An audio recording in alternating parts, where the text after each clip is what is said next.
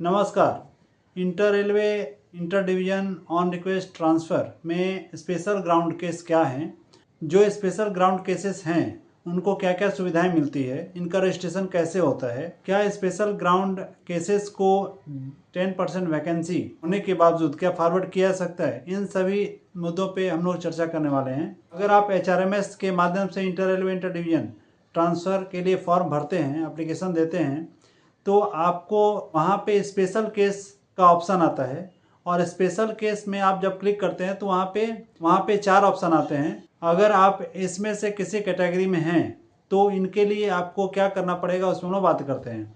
मित्रों, अगर आप स्पाउस ग्राउंड में अपना फॉर्म भरना चाह रहे हैं तो आपको ये इंश्योर करना पड़ेगा कि आपकी स्पाउस आपके HRMS में फुलफिल है अथवा नहीं, आप मैरिड हैं अनमैरिड हैं, जब तक ये अपडेट नहीं होता तब तक आपका फॉर्म फिलअप नहीं हो पाएगा। दूसरा है कि अगर कर्मचारी खुद किसी वांछित रोगों से पीड़ित है या डिसेबल है तो क्या कर्मचारी अपने HRMS में या अपने SR में इस बात को इन्फॉर्म किया है अथवा नहीं, वो इम्पॉर्टेंट है।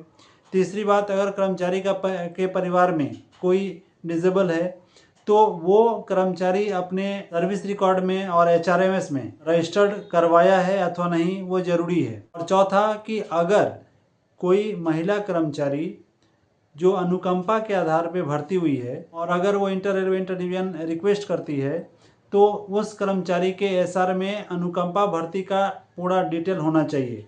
तो ये पेपर जब तक आपके पास क्लियर नहीं होगा तब तक आप स्पेशल केस में फॉर्म नहीं भर सकते हैं। स्पेशल केस को क्या सुविधाएं मिल रही हैं मित्रों, मैं बताऊं कि जो स्पेशल केस है, ये 4 जो स्पेशल केस जिसकी हम लोग चर्चा किए हैं, ये कर्मचारी को 5 साल मिनिमम सर्विस है जिसके बाद ही कर्मचारी इंटर रेलवे का फॉर्म भर सकता है, तो उससे इसको छूट दी गई है। मतलब कर्मचारी अगर इस 4 स्पेशल केस में है तो कर्मचारी ज्वाइनिंग के बाद कभी भी अपना फॉर्म इंटर रेलवे का फॉर्म लगा सकता है। कि जैसे ही आप स्पेशल केस में अपना फॉर्म भरते हैं तो यहाँ पे अलग अलग ग्रुप बन जाते हैं। स्पेशल केसेस का जो रजिस्ट्रेशन है वो अलग ग्रुप में होगा, नॉर्मल केसेस का रजिस्ट्रेशन अलग ग्रुप में होगा। स्पेशल केस में प्रायोरिटी देनी है, लेकिन इसका ये मतलब नहीं है कि आपका एप्लीकेशन इमीडिएट फॉरवर्ड हो जाएगा।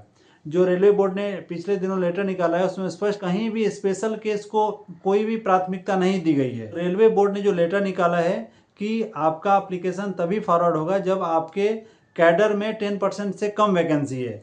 मतलब 90% अगर कर्मचारी आप में काम कर रहा है तभी आपका एप्लीकेशन फॉरवर्ड हो पाएगा। तो ये सभी कैटेगरी में, चाहे स्पेशल हो या नॉर्मल हो, सबके लिए लागू है। ये जो लोगों में एक भ्रम है कि स्पेशल केस में इमीडिएट फॉरवर्ड कर देना है, रेलवे बोर्ड ने ऐसा कहीं भी मेंशन नहीं किया है। एक चीज मैं और बताऊं कि अगर 10% वैकेंसी के बाद ही कर्मचारी का एप्लीकेशन फॉरवर्ड करना है, यहाँ मैं क्लियर करूँ जो काफ़ी महत्वपूर्ण है और यहाँ पे लोगों को बहुत भ्रमित किया जा रहा है। मित्रों, अगर आपके कैडर में 100 एम्प्लॉई काम कर रहे हैं, उसमें से अगर 92 एम्प्लॉई आपके पास कैडर में हैं, मतलब आपके पास अगर 8 वैकेंसी है, तो आप ये बिल्कुल ध्यान रखें कि सिर्फ 2 लोगों का एप्लीकेशन ही फॉरवर्ड किया जाएगा। तो ऐसा नहीं है कि जितने कैडर में जितने भी एप्लीकेशन है सबको सारे के सारे को फॉरवर्ड कर दिया जाएगा। हमको एनी हाउ किसी भी कीमत पे 10% से ज़्यादा वैकेंसी नहीं होने देना है।